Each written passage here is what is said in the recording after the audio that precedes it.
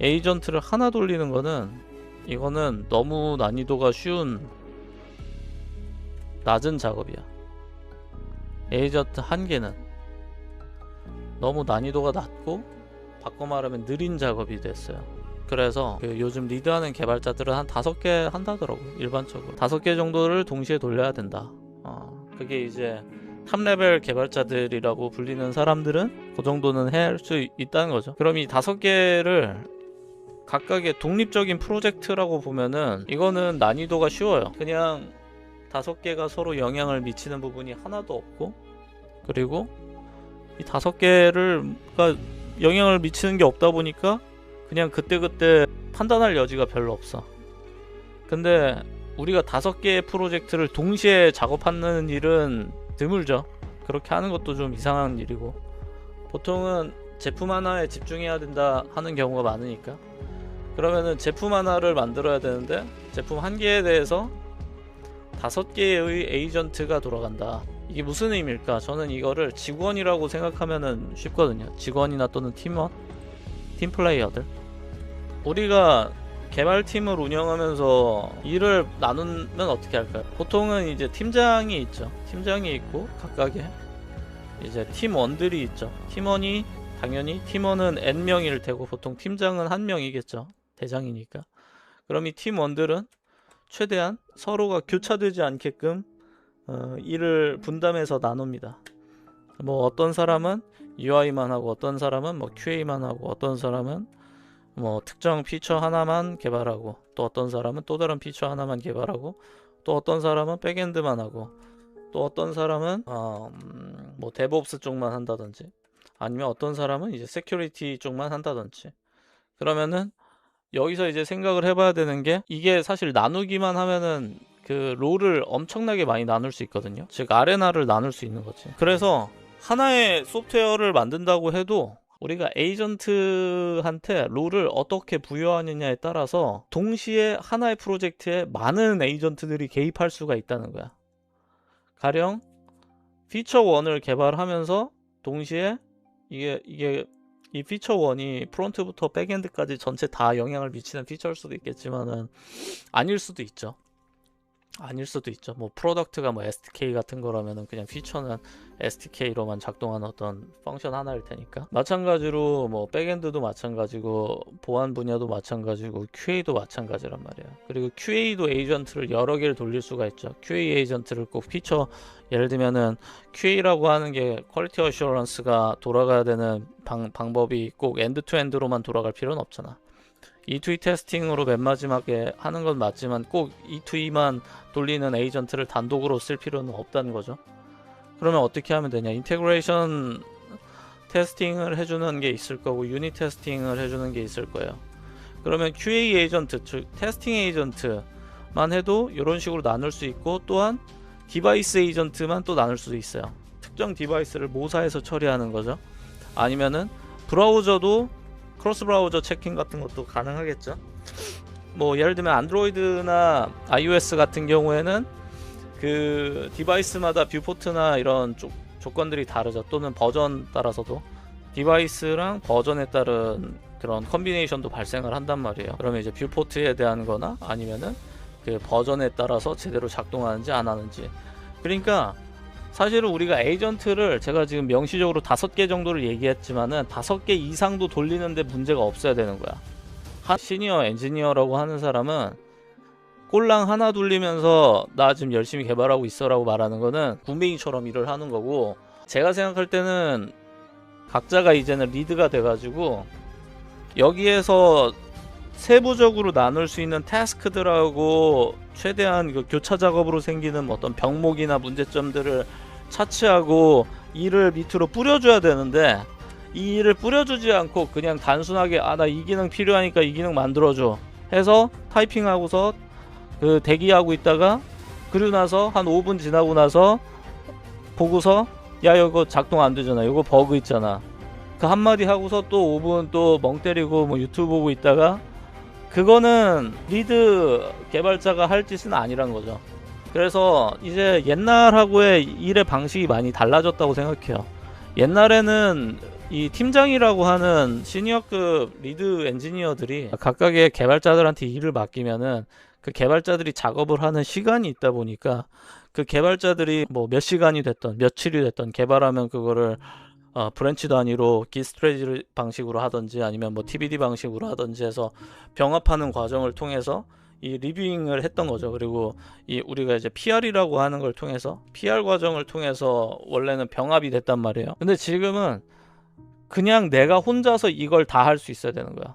내가 혼자서 내가 에이전트들한테 롤을 부여하고 에이전트들한테 일 맡긴 거를 내가 병합하는 과정을 또 누군가한테 맡겨야 되고, 그럼 그 병합하는 과정에서 생길 수 있는 컴플릭션에 대해서는 이 에이전트가 어떤 롤을 맡은 애가 있겠죠. 이 병합만 잘 해야지는. 이 멀징에 대한 에이전트에 대한 관리를 이제 어떤 식으로 할 거냐, 동시성을 갖고 프로젝트가 진행되는데 그럼 어떻게 이 멀징을 해줄 거냐를 잘 생각을 해봐야 되는 거죠. 근데 이제 기존의 방법들이 뭐 트렁크 베이스드 방식이나 트렁크 베이스드 디벨롭먼트 방식을 사용을 하거나 아니면 이제 기 스트래티지 방식을 사용을 해가 개발이 이제 개발 팀원들이 피처를 개발하고 그게 메인 브랜치에 병합되고 했단 말이에요. 이게 일반적인 방식이었죠. 근데 지금 이렇게 동시에 5개, 동시에 10개, 동시에 50개 가까운 에이전트들을 동시에 실행을 시켜가지고 엄청난 속도로 개발을 시킨다 라고 할 때 우리가 그러면 생각을 해봐야 되는 게, 그러면은 요거를 어떻게 가져가면 좋을까. 제가 생각한 게 몇 가지 방법이 있어요. 이제 다른 그런 사람들도 많이 사용하는 건데, 일종의 미봉책 중에 하나는 공용 문서예요. 미봉책 중에 하나가 공용 문서를 계속 업데이트하는 전략이 있어요. 예를 들면은 참조가 돼야 되는 덕스라고 하는 형태로 이 루트 디렉토리에다가 배치를 합니다.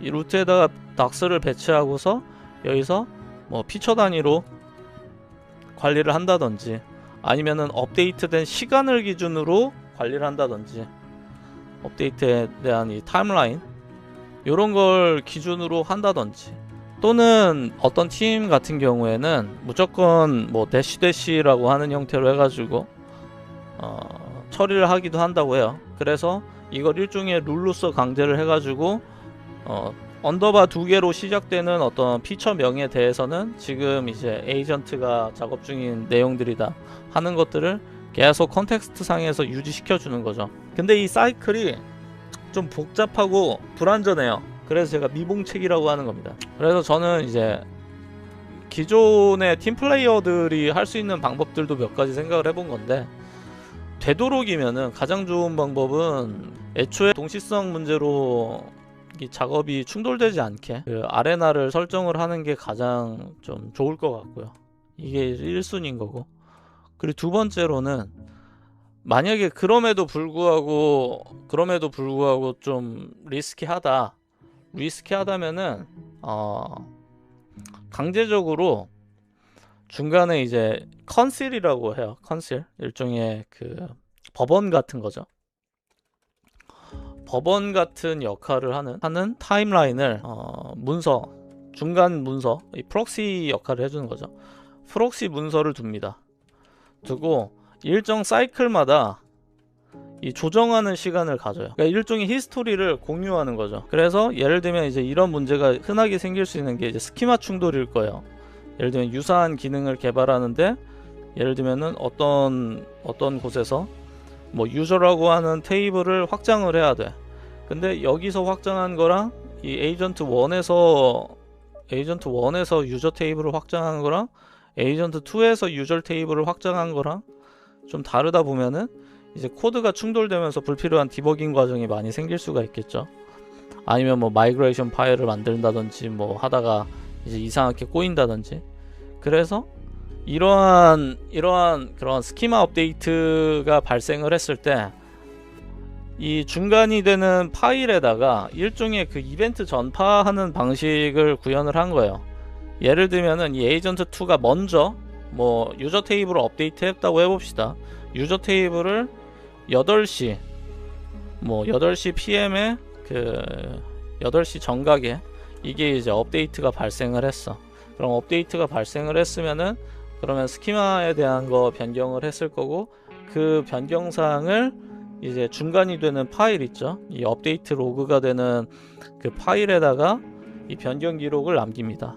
그러면 변경 기록을 남기면은 얘가 이제 얘는 이것보다 좀 더 늦은 시간에 뭐 8시 30분쯤에 또는 뭐 한 15분쯤에 업데이트를 했다고 해봅시다. 근데 8시 15분에 업데이트를 했는데 지금 얘는 얘에 대한 수정사항이 확인되지 않은 상태로 코드가 진행되다 보면 여기는 예상치 못한 버그가 발생을 할 수 있겠죠. 그러면 버그가 발생을 했으면은 이 에이전트 1은 마지막에 얘가 체킹했던 부분, 그 라스트 체킹 포인트까지, 포인트 시점이 가령 그 전에 뭐 오후 4시에 이 에이전트는 체킹을 했었다 라고 하면은 이 4시부터 이 8시 사이 간격에 있었던, 정확히는 8시 15분 사이에 있었던 업데이트 내용을 참고를 해가지고 코드를 진행하게끔 하는 거죠. 그럼 이게 일종의 중간에 이제 변경 기록만 저장되는 그런 문서가 되는 거예요. 그러면은 얘는 그 문서를 확인하고, 아, 내가 지금 다른 작업 내용보다 뒤늦게 이게 변경이 돼가지고 이 부분이 변경이 된 거구나 라고 해서 확인을 할 수가 있겠죠. 그래서 이런 식으로 하는 것도 방법이라고 생각을 하고, 또는 아예 그냥 물리적 공간을 따로 가져가는 방법도 있어요. 진짜 개발자들이 하는 것처럼 인간 개발자스럽게 하는 거죠. 이 방법 같은 경우에는 그냥 프로젝트를 여러 개를 클론을 따버려. 예를 들면은 내가 기클론을 할 때 뭐 프로젝트가 있을 거 아니에요. 근데 이 프로젝트를 카피를 해가지고 여러 개를 만듭니다. 여러 개를 만들어 가지고 이 에이전트 1을 위한 거, 에이전트 1, 에이전트 2, 에이전트 3용 뭐 해가지고 여러 개를 만들어 동시 작업을 하고, 그리고 얘네가 다 독립된 그 피처 단위로 이 브랜치를 할당받습니다. 이 브랜치를 할당을 받고, 그 다음에 그러면 얘네들은 각각 작업하는 데 있어서는 문제는 없어. 근데 이제 최종적으로 얘네가 이제 브랜치, 이게 일반적인 기 스트래티지잖아요. 이게 일반적인 기 스트래티지잖아. 이 일반적인 기 스트래티지를 쓰는 건데, 그러면은 로컬 환경에 똑같은 프로젝트에 카피본이 여러 개 있고 브랜치가 여러 개 있고 동시에 이제 각각의 것들을 만들게 되면은, 그럼 얘네가 일정 시점마다는 병합이 돼야 된단 말이야. 그럼 그 병합 시점은 언제로 가져가면 좋을까? 이 스트래티지 전략의 제일 단점 중에 하나가 이제 멀징할 때 이제 스트레스가 많이 받거든요.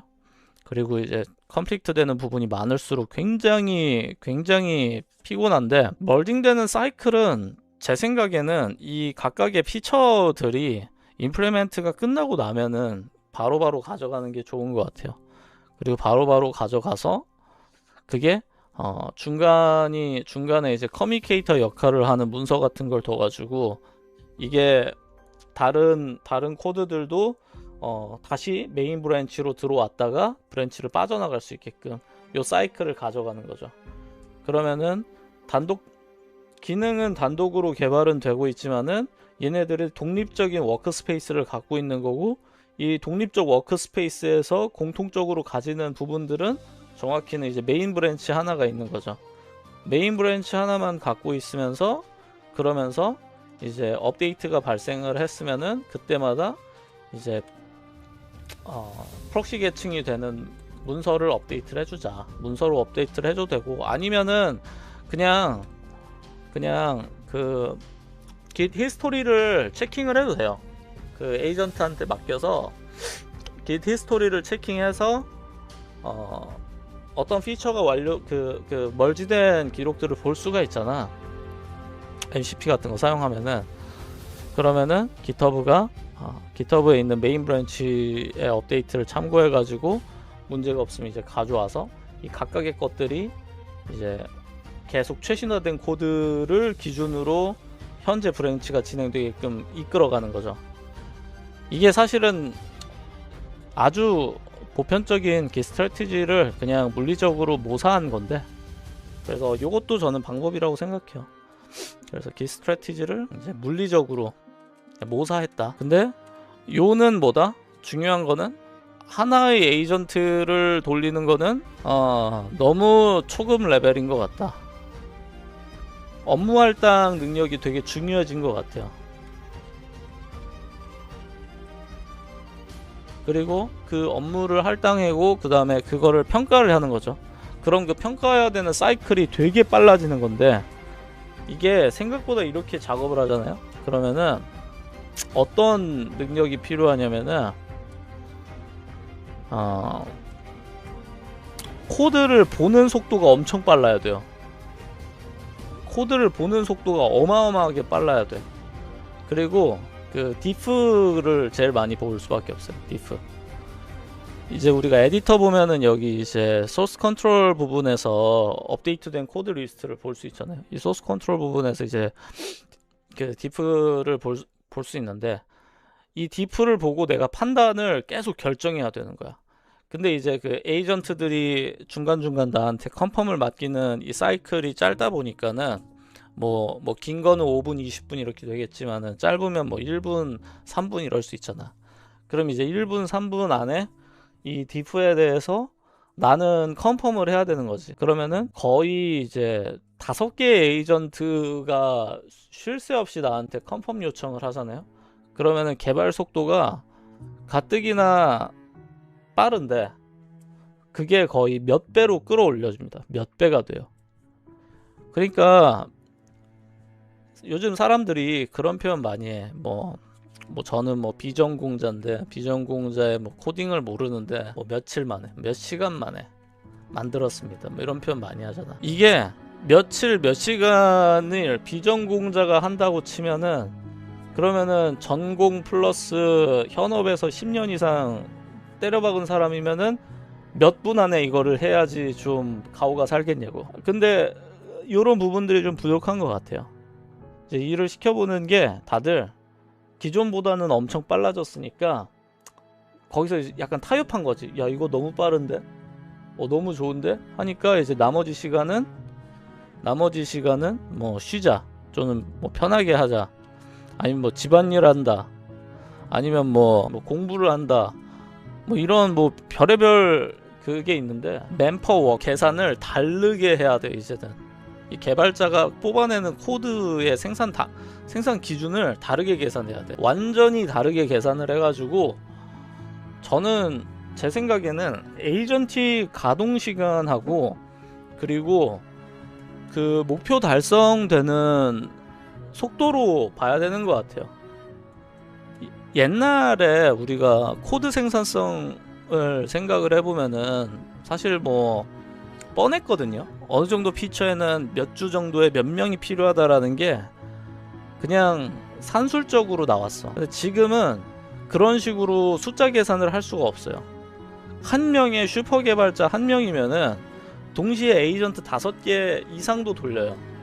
5개 이상도 돌릴 수 있고, 그리고 이 5개가 각각의 서브 에이전트를 돌리면서 서브 에이전트는 백그라운드 처리를 할 수 있거든요. 이 백그라운드 처리까지 돌리면서 서브 에이전트를 동시에 뭐 2개, 3개 이상 돌릴 수 있어요. 그러면은 거의 에이전트를 최대한 20개 정도까지를 상시 돌리는 거예요. 그러면은 딸랑 1개 돌리는 거랑 20개 돌리는 거랑 비교를 해보면은 당연히 이제 어마어마한 차이가 나는 거죠. 그래서 현 시점에서 제가 생각하는 훌륭한 개발자의 기준은 옛날하고 좀 많이 달라졌어요. 명령을 얼마나 디테일하고 얼마나 설계된 형태로 에이전트한테 그 임무 할당을 해줄 수 있냐, 그리고 이 서브 에이전트 개념을 완전히 이해해가지고 서브 에이전트를 어느 정도까지 효과적으로 쓸 수 있냐, 이런 게 중요한 거지. 그래서 뭐 이렇게 돌리는 게 저는 옳다고 생각하고요. 일할 거면은 그렇게 해야 된다고 봅니다. 제 기준에서는.